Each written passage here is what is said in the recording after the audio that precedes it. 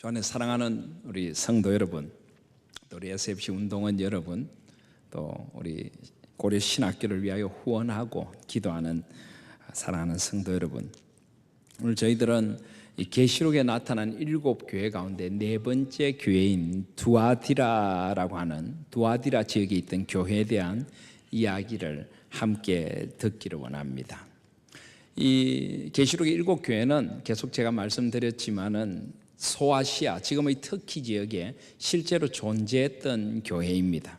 그동안 저희들이 에베소, 스무나, 버가모 교회를 살펴보았는데요, 에베소, 스무나, 버가모 교회는 다 그 소아시아 지역 서쪽의 해안을 따라서 이렇게 올라가면서 북쪽으로 올라가면서 에베소가 있고 스무나가 있고 버가모 교회가 있었습니다. 에베소, 스무나, 버가모 이렇게 교회가 있었는데, 이 스무나와 버가모 중간쯤에서 동쪽으로 내륙으로 좀 들어가면, 제법 들어가면 그곳에 바로 이 두아디라라고 하는 지역이 있었습니다.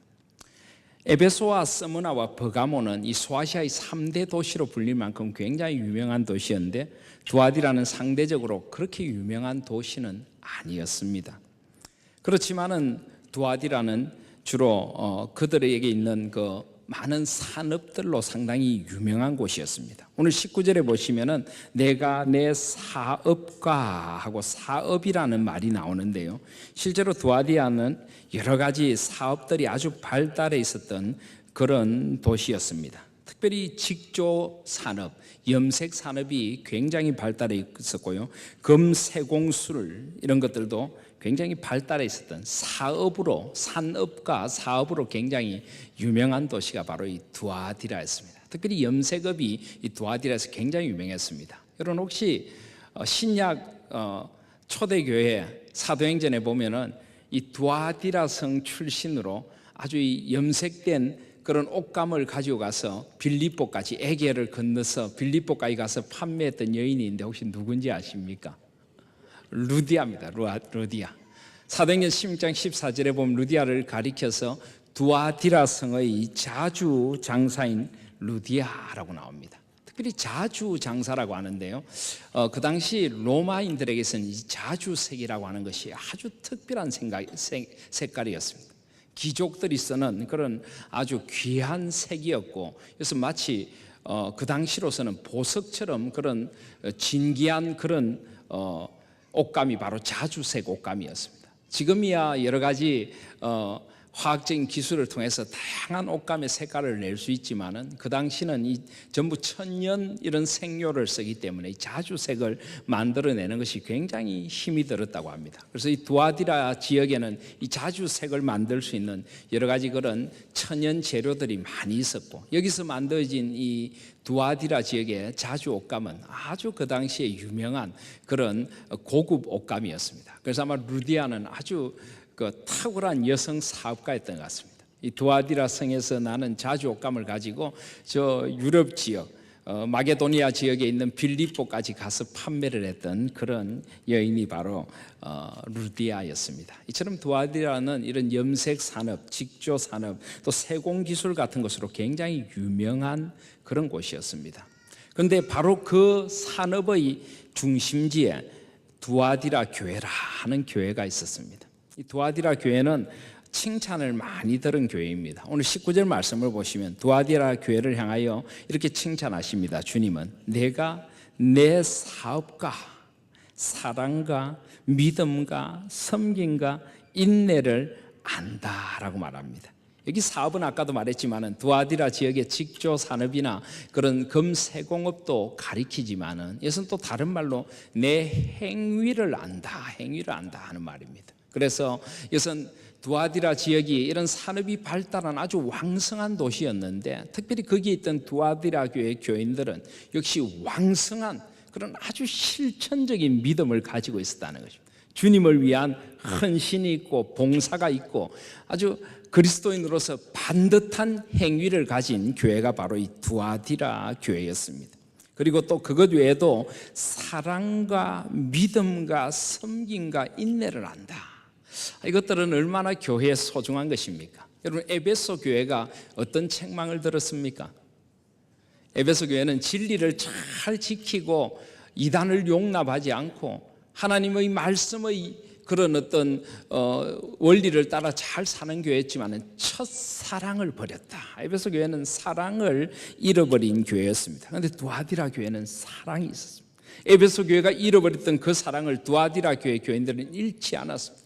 주님에 대한 사랑, 서로에 대한 아름다운 사랑이 있던 사랑의 수고가 있던 교회가 바로 두아디라 교회였습니다. 그리고 믿음가라고 합니다. 여러분, 버가모 교회, 우리 지난주에 살펴보셨는데 이 버가모 교회는 바로 이 진리의 말씀을 놓쳐버리고 이 혼합주의에 물든 그런 교회였습니다. 순전한 믿음을 잃어버렸던 교회, 이 복음의 진리를 혼합시켰던 교회가 버가모 교회였습니다. 그런데 이 두아디라 교회는 그 순전한 믿음을 지키고 있는 교회였습니다. 하나님께 대한 아름다운 믿음, 이 세상과 타협하지 않는 그런 순전한 믿음이 두아디라 교회에 있었다라고 합니다. 그들은 섬김도 있는 교회였습니다. 주님을 닮아서 내가 온 것은 섬김을 받으려 함이 아니라 섬기려 하고 이 세상을 향한 또 서로를 향한 아름다운 섬김이 있던 교회가 두아디라 교회였습니다. 그리고 두아디라 교회는 여러 가지 어려움 가운데 이 초대교회에는 어느 교회 하나 어렵지 않은 교회가 없었습니다. 복음의 진리를 반대하는 사람들, 박해하는 사람들, 로마 황제 숭배, 유대인들의 박해, 이 모든 것 가운데서 그들은 인내하는 교회였습니다.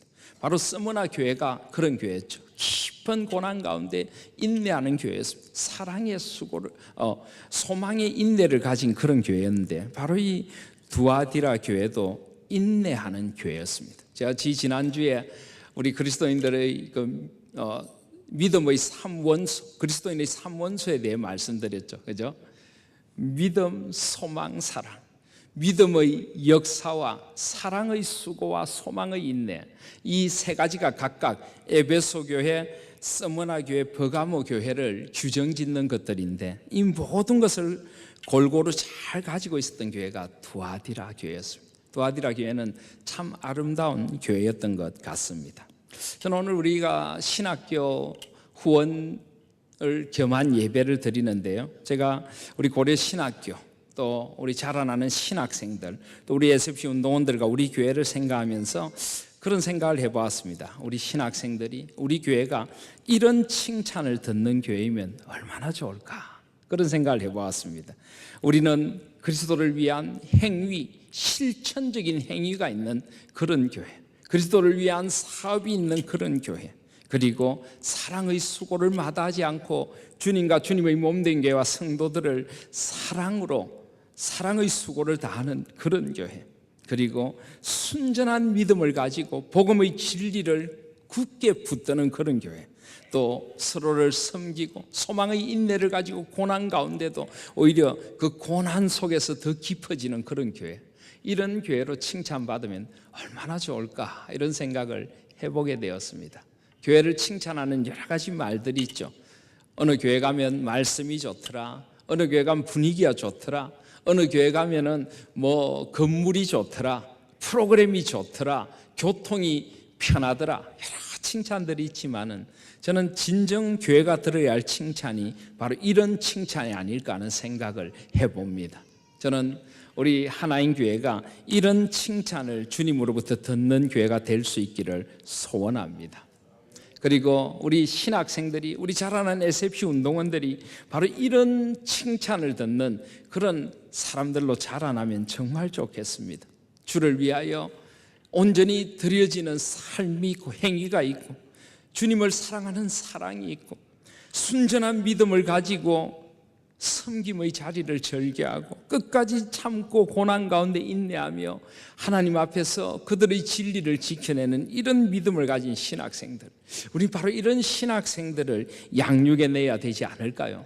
우리 다음 세대들을 이런 사람들로 길러내야 되지 않겠는가 하는 생각을 해보게 됩니다. 이 두아디라 교회가 가진 아름다운 칭찬이 우리 고려 신학교에 하나님께서 주시는 칭찬이 되고 우리 다음 세대들에게 주시는 칭찬이 될 수 있기를 간절히 소원해 보는 것입니다. 그뿐만 아니라 19절 뒷부분에 보시면은 내 나중 행위가 처음 것보다 많도다라고 합니다. 무슨 말씀입니까? 두아디라 교회는 사업과 사랑과 믿음과 성김과 인내가 있었는데 점점 그것들이 더 아름다워져 갔다는 것입니다. 더 성숙해져 가고 성장되어 갔다는 것입니다. 저는 참 이 말씀도 너무 좋습니다.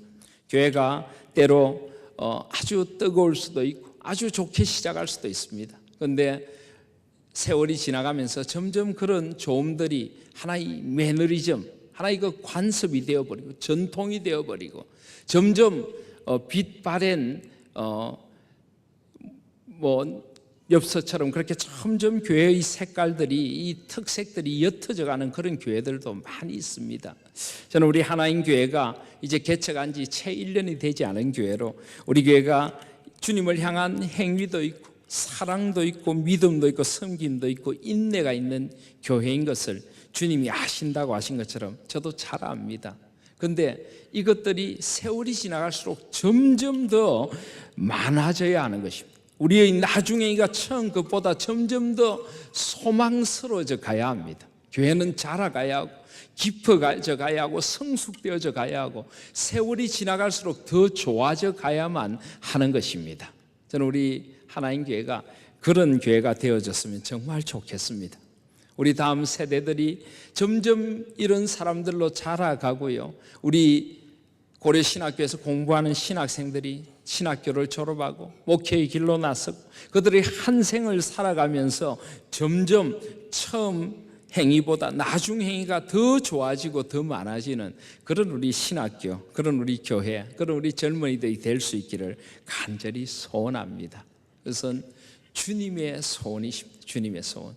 여러분, 개인적으로 한번 물어보고 싶습니다.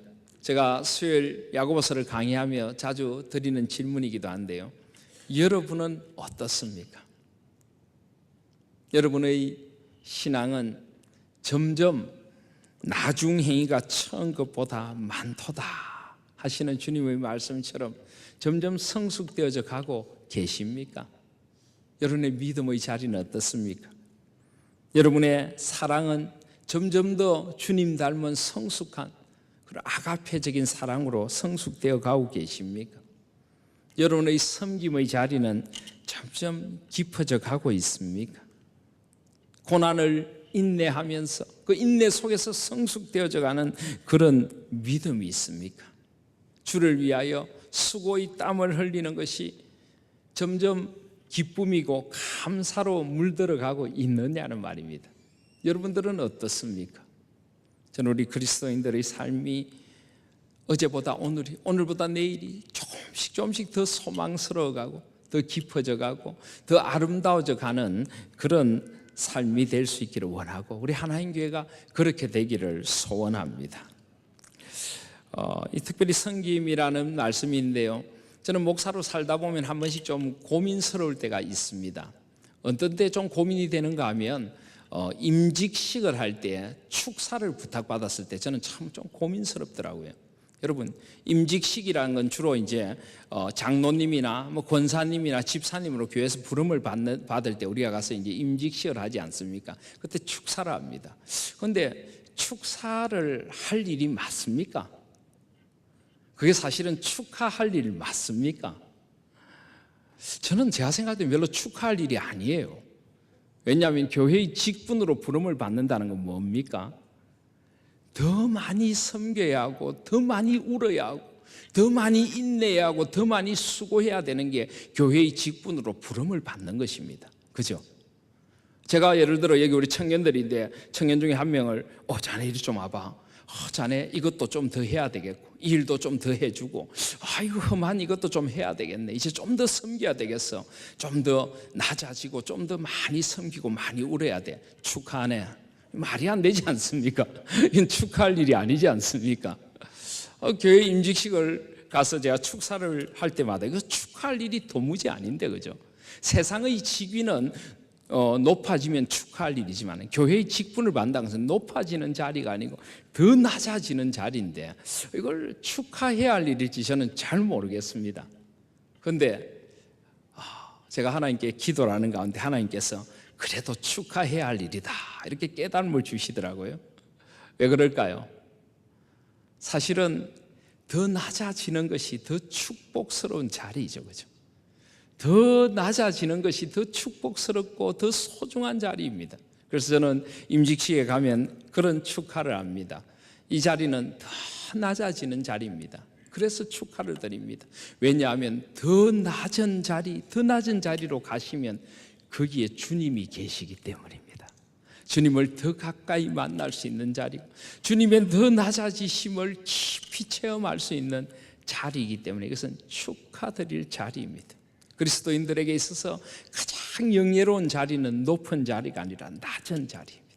수고하는 자리이고, 사랑의 땀을 흘리는 자리이고, 다른 이들을 섬기는 자리가 바로 그리스도인이 가장 소중하게 여겨야 할 자리입니다. 그래서 여러분들은 더 소중한 자리로 나가시니 축하를 드립니다.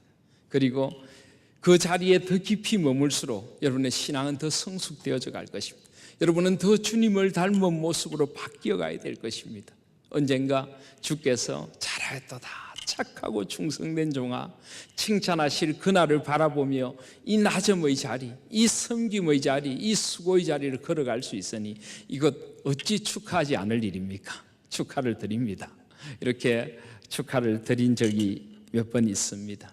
사랑하신 여러분, 사실 이것은 두아디라 교회가 받은 칭찬이기도 하지만은 우리가 받은 칭찬이요 또 축복인 것입니다.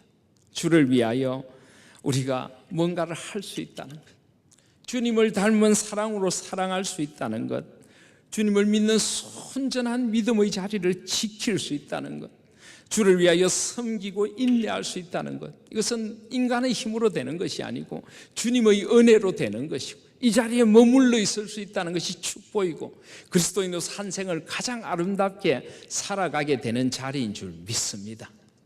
이 은혜의 자리에 늘 아름답게 머물러 있으실 수 있는 저와 여러분들, 우리 젊은이들과 우리 신학생들이 될 수 있기를 소원합니다.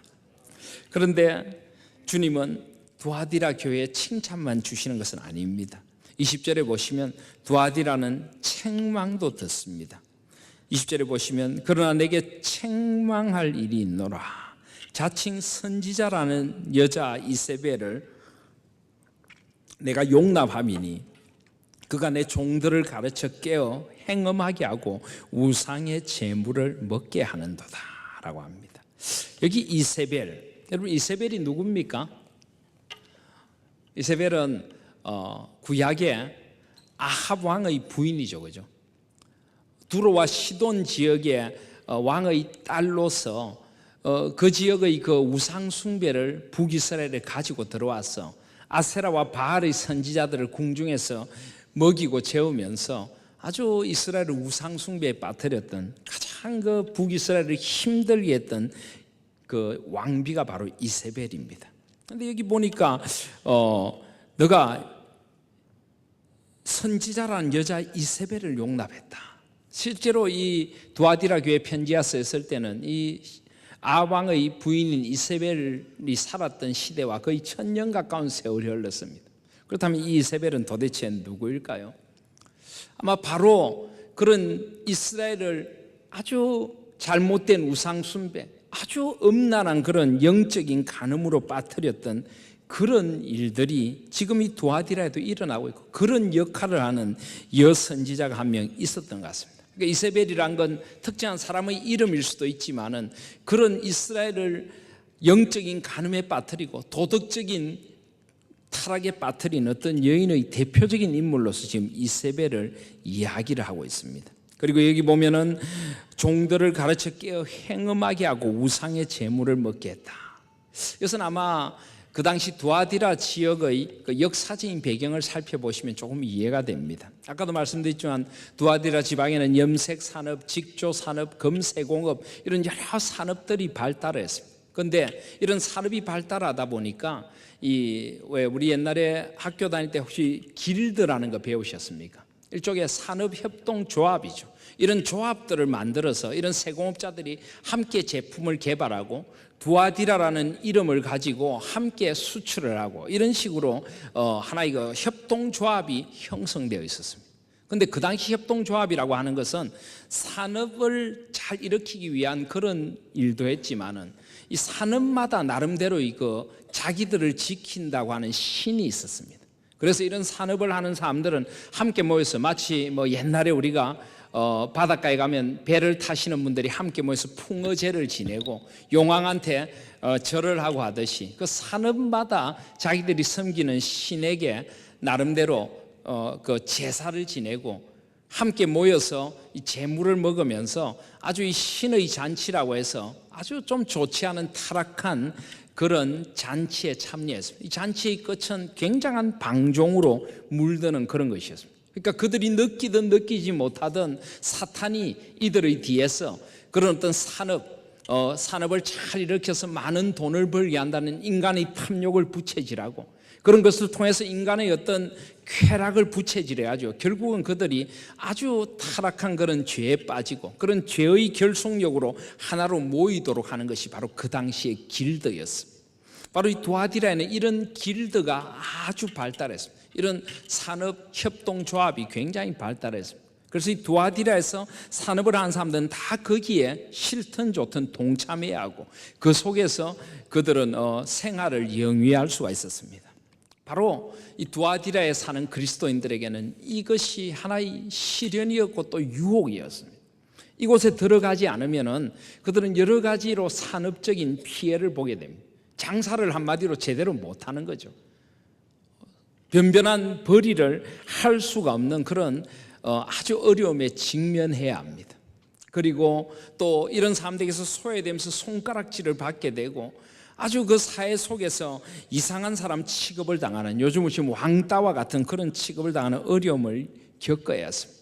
두아디라 교회 교인들은 늘 이게 고민이었습니다. 주일날 나와서 하나님 앞에 예배 드릴 때는 거룩한 성도로서 예배를 드리는데 막상 월요일부터 일터에 나가고 직장에 나가면은 이런 그 유혹과 이런 시련에 날마다 직면해야 합니다. 세상과 타협할 것인가 말 것인가, 세상의 길을 따를 것인가 말 것인가, 세상의 길을 거부하고 힘든 길을 걸어야 되는가 말아야 되는가. 그들은 끊임없이 그런 유혹 속에 직면했습니다.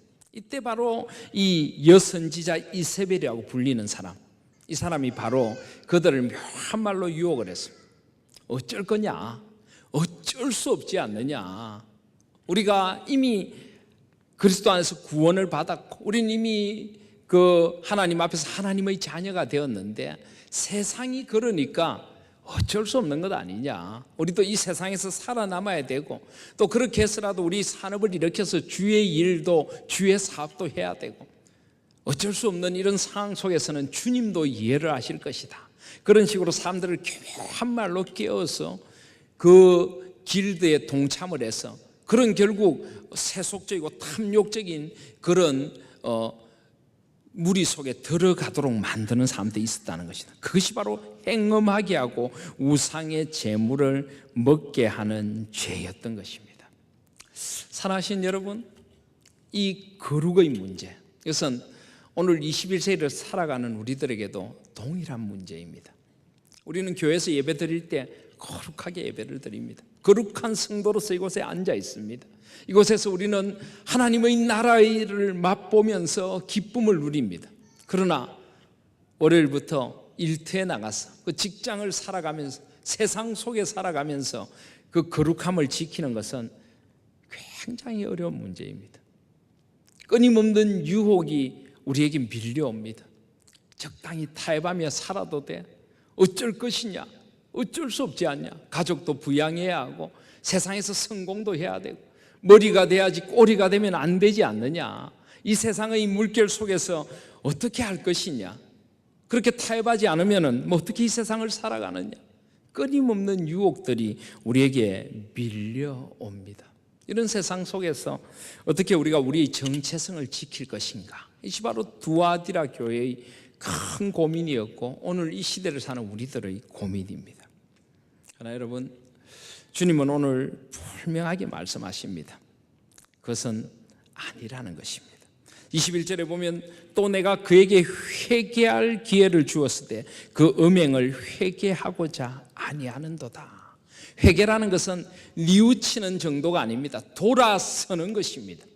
주님은 우리 그리스도인들이 우리의 교회에서만이 아니라 이 세상 속에서도 하나님의 자녀답게 거룩한 존재로, 구별된 존재로 살아가기를 원하시는 것입니다. 세상의 방식과 혼합된 자리에서 돌아서서 하나님의 자녀로서의 구별된 모습을 보이라고 오늘 말씀 우리에게 요구하고 계시는 것입니다. 물론 쉬운 일은 아닙니다. 물론 여러 가지 어려움과 고난을 감수해야 할 일일지도 모릅니다. 그러나 우리에게 정말 중요한 것이 무엇이냐고 하나님께서 묻고 계시는 것입니다. 이 땅에서의 성공이, 이 땅에서의 인정이 그만큼 소중하냐고 주님은 우리에게 묻고 계시는 것입니다. 주님은 우리를 다시 한번 불러 세우셔서 우리가 하나님의 자녀로서 이 땅을 어떻게 살아가야 될지를 이 두아디라 교회에 주는 말씀으로 우리에게 묻고 계시는 것입니다. 하나님께서는 우리가 먼저 거룩한 존재가 되기를 원하십니다. 이 세상을 세상 사람들과 다른 가치관과 다른 방식으로 살아내기를 원하십니다. 우리의 기준은 세상의 성공이나 세상에서의 인정이 아니라 하나님의 말씀이고 하나님의 진리고 하나님의 방법이 되어져야만 한다는 것입니다. 물론 이 길이 쉽지 않은 길일 수 있고 이 길이 여러 가지 어려움을 감내해야 하는 길일 수도 있지만은 먼저 우리가 가장 소중하게 서 있어야 할 자리는 하나님의 자녀로서의 자리라는 것입니다. 정직하고 공평하고 바르고 순수하고 하나님 앞에서 거룩한 자리를 우리가 지켜가는 것, 하나님께서는 바로 이 시대에 그런 사람들을 찾고 계시고 회개하고 돌아서라고 하나님께서 말씀하고 계시는 것입니다. 제가 전에도 말씀을 드렸지만 그래서 그리스도인으로 살아간다는 것은 쉬운 것이 아닙니다. 제가 전에도 그런 말씀을 드린 적이 있죠. 저는 이 바다에 사는 물고기를 보면 너무나 신기하다는 말씀을 드렸습니다. 바다에 물고기가 늘 바다를 헤엄쳐 다닙니다. 그런데 이 물고기의 살을 먹어보면 살이 전혀 짜지가 않죠, 그죠? 그냥 먹지 못하지 않습니까? 소금을 쳐 먹든지 쳐 잡수시든지 아니면은 회를 쳐 잡수시든지 그래도 우리가 초장이나 뭐 이런데 와사비장이나 이런데 찍어야 먹지 그냥 먹을 수가 없습니다. 저는 그걸 보면 참 신기합니다. 어떻게 저 바다 속에서 계속 살고 있는 이 물고기 살이 짜지지 않을까? 물론 뭐 생물학적으로는 얼마든지 설명이 가능하죠. 이 물고기가 가지고 있는 그 살의 조직이 삼투압적으로 볼 때 그 바다의 염분이 들어오지 않고 생명을 유지하는 생물학적인 기능들이 얼마든지 있습니다. 그런데 그런 생물학적인 기능 말고 저는 그냥 한번 생각을 해보는 겁니다. 신기하지 않습니까? 저 바다를 살아가면서도 그 살이 짜지지 않는 그 바다의 물고기들, 아마 그리스도인의 정체성이 이런 모습이 되어져야 되지 않을까, 저는 그런 생각을 해봅니다. 우린 세상이라는 바다를 떠날 수 없습니다. 떠나서 안 됩니다. 우린 세상의 소금과 빛이 되어져야 합니다. 그러나 세상에 오염되고 물들어서도 안 됩니다. 오히려 이 세상 속에서 죄로부터의 자유를 누리고 하나님의 진리의 말씀을 따라 이 세상을 헤엄쳐 나가는 그런 존재가 되어져야 한다는 것입니다. 이것이 바로 우리 그리스도인의 정체성이고 이것이 바로 우리가 이루어가야 할 세상 속의 거룩인 것입니다. 하나님께서 우리에게 원하시는 것이 바로 이것입니다. 우리 젊은이들에게 원하는 것이 바로 이것입니다. 쉽지 않다는 것 압니다. 힘듭니다. 그러나 주님은 그런 사람들 찾고 계시고 그런 사람들 통하여 세상을 하나님의 나라로 변화시켜 가기를 원하시는 것입니다. 그래서 오늘 우리에게 주시는 이 두아디라 교회는 이런 세상 속에서 하나님의 거룩함을 잃지 않고 세상에 물들지 않는 그런 거룩함을 간직한 교회, 하나님께서는 두아디라 교회가 이 땅의 교회들이, 이 땅의 그리스도인들이 그런 교회, 그런 그리스도인들이 되기를 원하시는 것입니다. 그러나 여러분, 하나님께서 우리를 반드시 도와주시고 우리와 함께 하실 것입니다. 이 두아디라 교회를 향한 하나님의 약속의 말씀이 그것을 우리에게 잘 잘 보여줍니다. 22절에 보면 볼지어다 내가 그를 침상에 던질 터이요 또 그로 더불어 간음하는 자들도 만일 그의 행위를 회개치 아니하면 큰 환난 가운데 던지고, 하나님께서는 언제까지나 참고 있지 않을 것입니다. 두아디라 교회에 끊임없이 사람들을 깨워서 잘못된 길로 빠지게 하는 그 잘못된 교회 지도자를 하나님께서는 절대 끝까지 그냥 용납하시겠다고 말씀하지 않으십니다. 회개하지 않으면 하나님의 심판이 임하게 될 것입니다.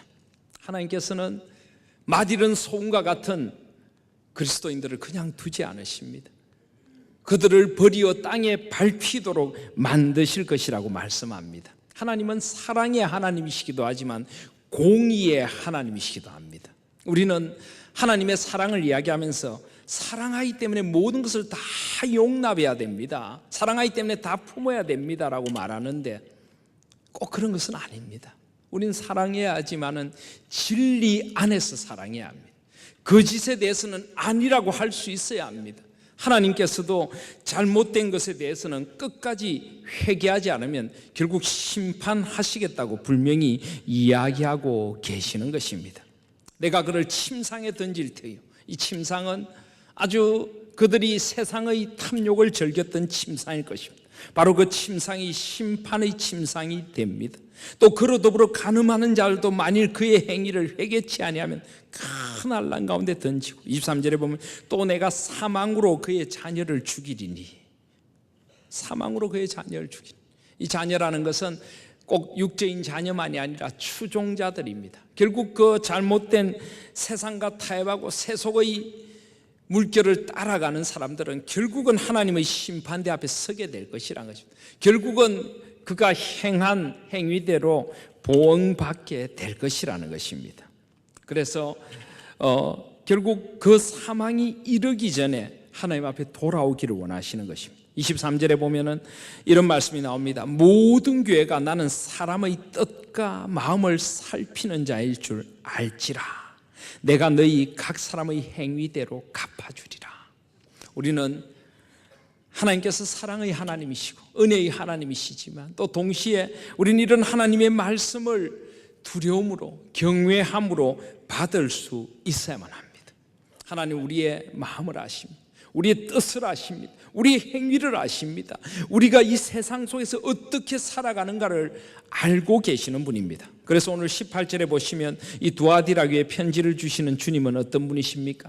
두아디라 교회의 사자에게 편지하기를 그 눈이 불꽃 같고, 그 눈이 불꽃 같고, 그분은 불꽃 같은 눈으로 우리를 보고 계십니다. 우리의 마음과 생각과 뜻과 행위와 우리가 이 땅에서 무엇을 추구하고 어떤 방식으로 살아가는가, 어떻게 자녀를 키우고 어떻게 세상 사람들과 어울리는가를 불꽃 같은 눈으로 보고 계시는 분입니다.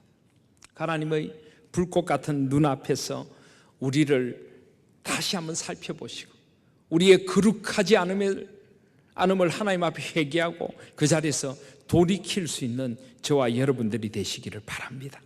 그 눈은 불꽃 같고 그 발은 빛난 주석과 같다. 이 주석이라고 하는 것은 굉장히 강한 세이죠. 바로 이 빛난 주석으로 하나님께서는 잘못된 것, 불의한 것들을 짓밟을 그런 심판의 하나님이시기도 하다는 것입니다. 우리는 하나님을 사랑과 공의의 하나님으로 믿어야 합니다. 우리는 하나님의 무한한 사랑을 받은 존재이지만 공의로우신 그분 앞에서 우리는 또한 우리 죄를 회개하고 하나님 앞에 바르고 구별된 존재로 서야 하는 것입니다. 하나님의 은혜는 우리를 거룩하게 합니다. 하나님의 은혜는 우리 가치관을 바꾸고 우리 삶을 바꾸는 것입니다. 하나님은 우리가 이 세속에 물들지 않는 영성을 가진 거룩한 사람이 되기를 원하시기에 불꽃 같은 눈으로 우리를 보고 계시는 것입니다. 사랑하는 여러분, 이 두아디라 교회에 주시는 이 엄중한 주님의 경고를 깊이 마음속에 담고 이 땅에서 세속에 물들지 않는 거룩함으로 살아갈 수 있는 우리들이 될 수 있기를 소원합니다. 주님은 바로 그런 사람들을 찾고 계십니다. 24절에 보시면 두아디라에 남아있어 이 교훈을 받지 아니하고 소위 사단의 깊은 것을 알지 못하는 너희에게 말하노니 다른 짐으로 너희에게 지울 것이 없노라. 이런 세속의 물결 속에서도 끝까지 자신을 지켜 세속에 물들지 않고 하나님 앞에 거룩함을 지킨 사람들을 하나님께서 내가 다른 짐을 지우지 않겠노라. 그것으로 충분하다는 것입니다. 그렇게 살아가는 것이 충분하다는 것입니다. 이 세상에서 좀 어려움을 겪고 살아도 좋다는 것입니다. 좀 힘들게 살아도 하나님의 위로가 있다는 것입니다. 하나님께서 오히려 그런 사람들을 소중하게 보시고 귀하게 보신다는 것입니다. 불의한 방법으로 세상의 인정을 받기보다는 조용히 녹아지는 소금이 되더라도 그렇게 살아가는 삶을 하나님께서 귀하게 보신다는 것입니다. 25절에 보면 다만 너에게 있는 것을 내가 올 때까지 굳게 잡아라. 이것이 바로 제가 자주 강조하는 종말론적인 신앙입니다. 주님이 다시 오실 것입니다. 주님이 언젠가 나의 행위와 나의 수고를 주님 앞에서 인정해 주실 때가 있을 것입니다. 수고하였다.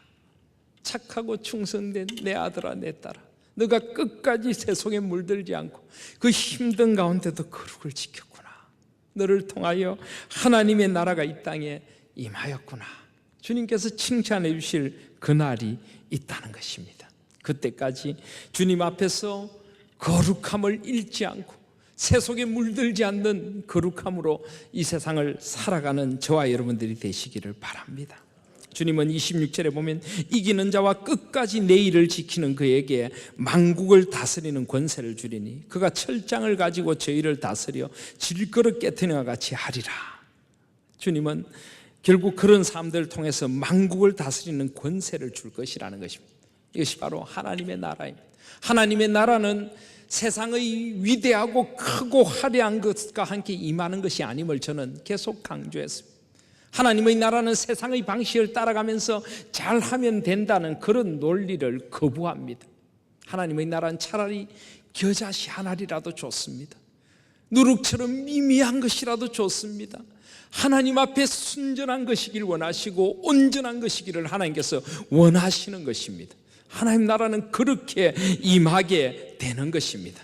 하나님 나라의 가치관을 새롭게 배우실 수 있는 저와 여러분들이 되시기를 바랍니다. 그들을 통하여 만국을 다스리는 권세를 주신, 결국 그들이 하나님의 나라를 이 땅에 이루어가는 사람들로 쓰임받을 것이라는 것입니다. 철장을 가지고 저희를 다스려 질그릇 깨통같이 그리하리라. 결국 이 세상에 잘못된 불의한 것, 거룩하지 않은 것, 이 세상에 온갖 탐욕적이고 더러운 것들은 다 깨어질 것입니다. 다 하나님의 심판대 앞에서 깨트려지고 불에 타버리고 없어질 것입니다. 우리는 무엇을 바라봐야 되는가를 다시 한번 돌아보시길 바랍니다. 내가 추구하는 것은 하나님이 원하시는 영원한 것인가, 이 세상에 잠깐 있다가 없어질 화려하고 탐욕적인 것인가를 다시 한번 돌아보시기를 바랍니다. 그래서 주님은 나도 내 아버지께 받은 것이 그러하니라 하시면서 28절에 내가 또 그에게 새벽별을 주리라. 새벽별. 저는 이 말씀이 참 좋습니다. 새벽별을 주리라. 새벽별은 뭡니까? 새벽별. 계시록 22장 16절에 보시면 나 예수는 교회들을 위하여 내 사자를 보내어 이것들을 너희에게 증거하게 하노라. 난 다윗의 뿌리요 자손이니 곧 광명한 새벽별이라. 바로 이 새벽별은 우리 주님이십니다. 우리 주님. 어둠을 뚫고 반짝이는 빛으로 다가오시는 주님, 어둠을 걷어내고 새벽을 열어가시는 주님, 별과 같으신 주님, 바로 그 주님의 빛을 우리에게 비춰주리라는 것입니다. 밤이 어두울수록 별은 더 아름답게 빛나는 것입니다. 이 세상이 온통 타락하고 세속적이고 경쟁주의적이고 물질주의적이고 이런 타락한 세상일수록 주님은 새벽별로 빛나시고 새벽별 같은 별빛을 반짝이는 주의 성도들을 찾고 계십니다. 저는 우리 하나님 교회가 새벽별 같은 교회가 될 수 있기를 소원합니다. 어둠을 밝히는 별, 주님의 임하심, 동이 터오는 환한 아침을 예고하는 그런 별과 같은 교회가 될 수 있기를 소원합니다. 주님은 우리를 새벽별로 부르고 계시는 것입니다. 그래서 29절에 기 있는 자는 성령이 교회되게 하시는 말씀을 들을지어다. 이 시간 이 말씀을 듣는 저와 여러분들이 우리가 어떤 삶을 이 세상에서 살아가야 될 것인가를 이 말씀 속에서 다시 한번 돌아보실 수 있는 복된 시간이 되시기를 바랍니다. 우리 젊은이들이 무엇을 꿈꾸고 어떤 비전을 가져야 될지를 다시 한번 생각해 보시기를 바랍니다.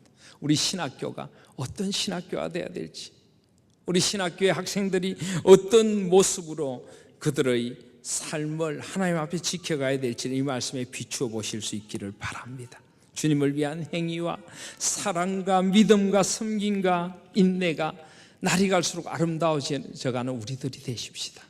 그러나 주님 앞에서뿐이 아니라 이 세상 속에서도 교회에서만이 아니라 이 세상 속에서도 주님 앞에 살아가는, 주님의 은혜를 의지하고 거룩함을 잃지 않는 그런 삶을 살아가는 저와 여러분들, 우리의 세대가 될 수 있기를 소원합니다.